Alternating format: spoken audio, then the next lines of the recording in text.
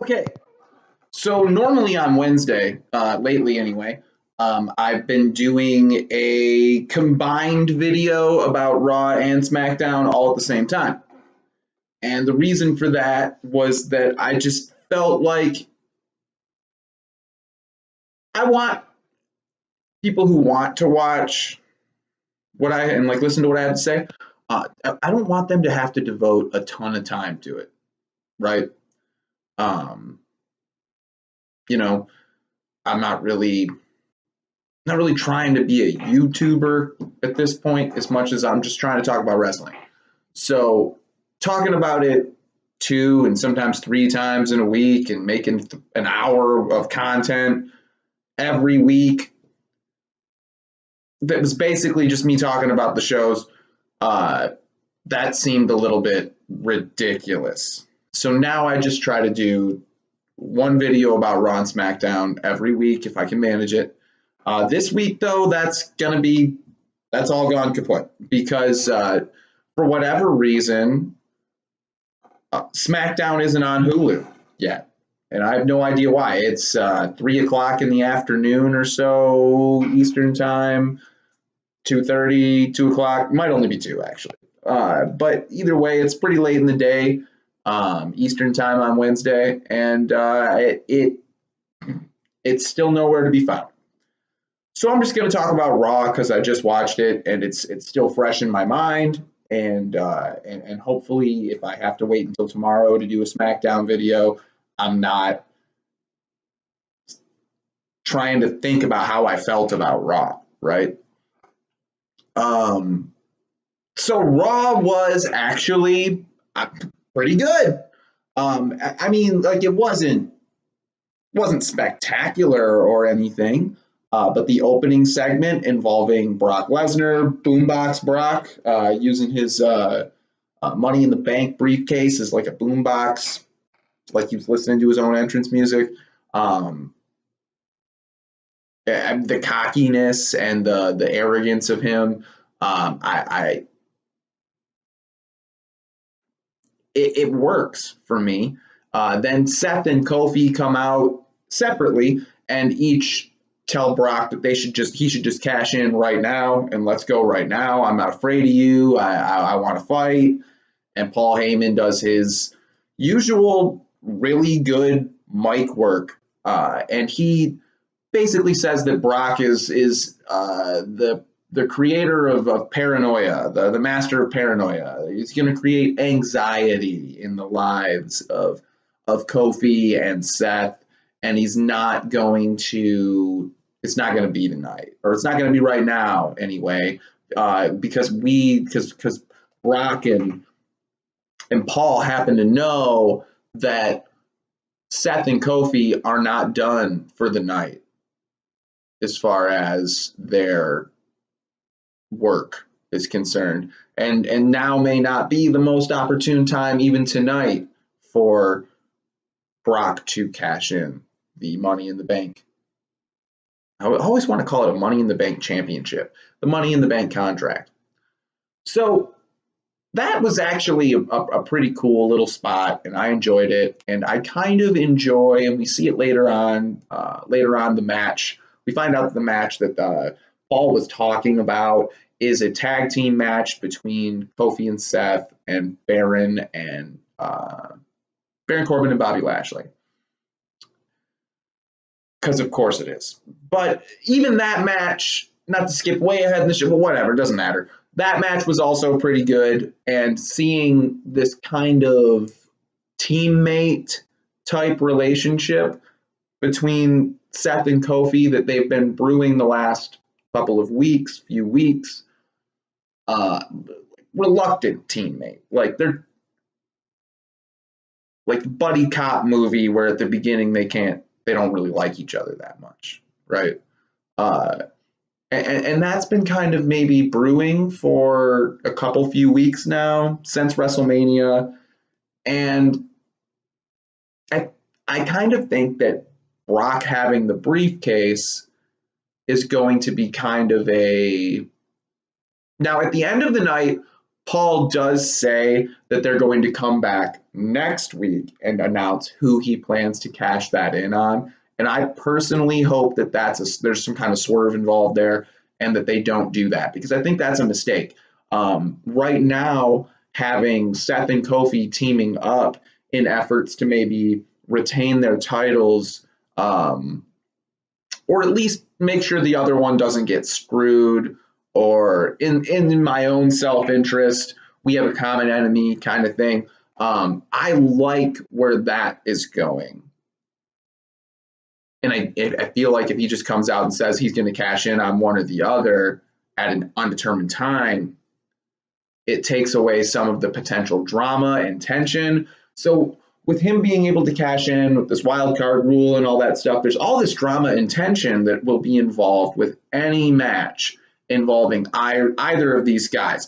And if he doesn't come out and declare who he's going to cash in on, WWE can essentially double their fun, double your fun, double my fun, double their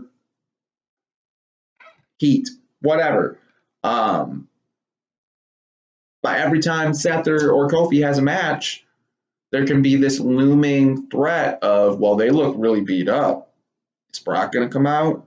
And if he does and his music hits, oh, well, this time it was just Paul Heyman. Or, I mean, there's a lot that they can do with that to kind of toy with the viewers and toy with our emotions and expectations over the next, I feel like you could stretch it out at least a month or two without it really going stale if you were to do it right. And so I hope that is what is about to happen.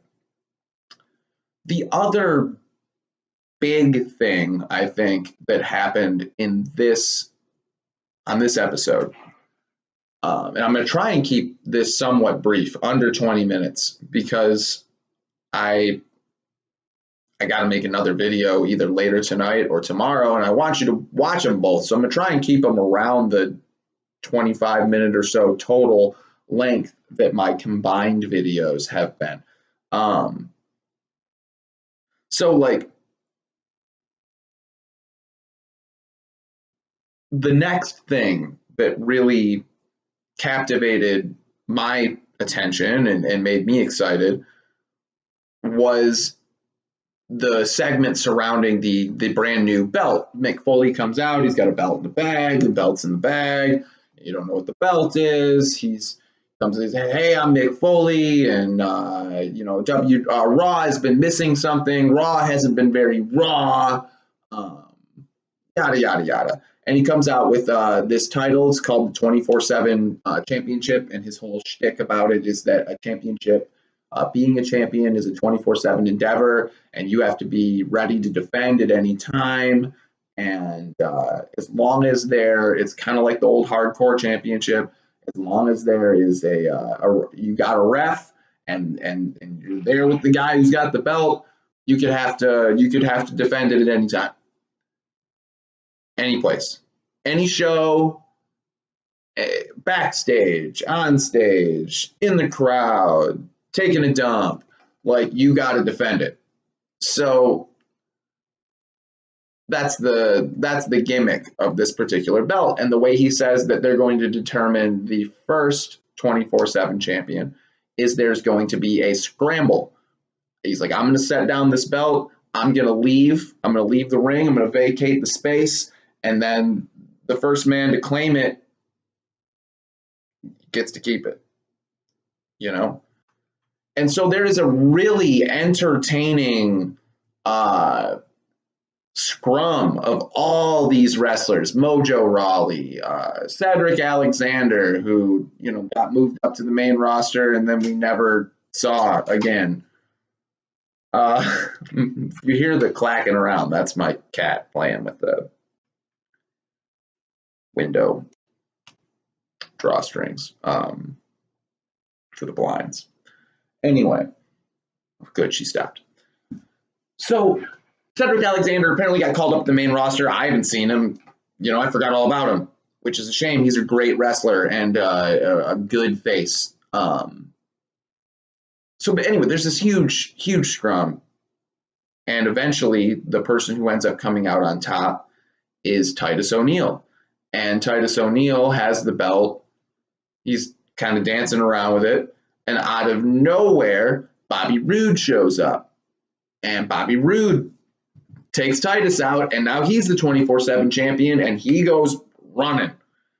And this is kind of Looney Tunesy, and it goes for the rest of the show, here and there, little segments of Bobby Roode running away, interacting with another wrestler and backstage, and be like, "Don't tell them where I'm at."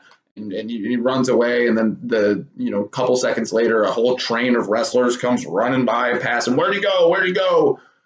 It's kind of like a reverse game of tag, where when you're it, everybody's after you instead of you're after everybody else when you're it. You get what I'm saying? Like this, it's kind of neat.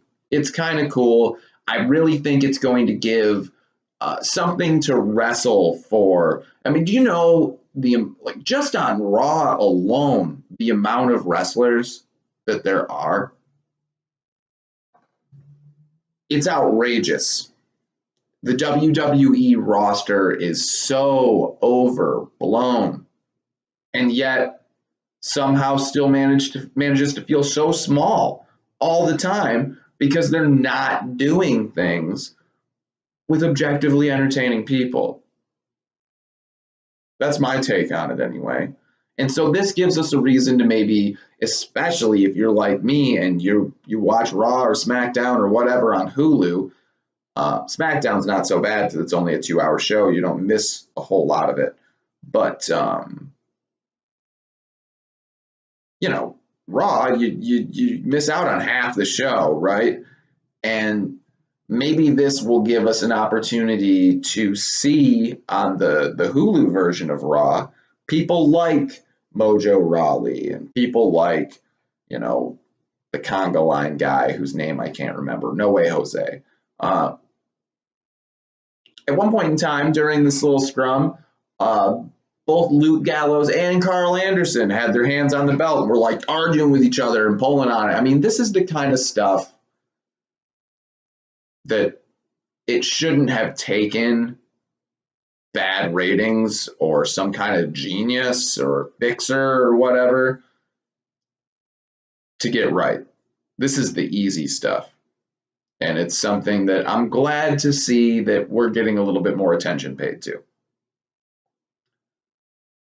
Oh, yeah, and something that I failed to mention on last week's episode of Raw, the most compelling thing on Raw to me before this 24/7 championship and Brock Lesnar being Money in the Bank, the most compelling thing about Raw was Bray Wyatt's vignettes, and he hasn't even actually physically been present on television. He's just in pre-recorded videos, and those pre-recorded videos are generally a bit of a downer. And maybe for the live audience, even in this case, they still are. But at least for me watching at home, the most compelling thing about WWE right now is the Firefly Funhouse. And that's just getting creepier and creepier as we go. If you haven't checked out these vignettes and you've been absent from watching for a couple of weeks, I'm sure they're on YouTube and they're freaky. All right. I'll see you next week. I'll see you tomorrow. I'll see you maybe later today. I'll see you whenever the hell they decide to put SmackDown on Hulu.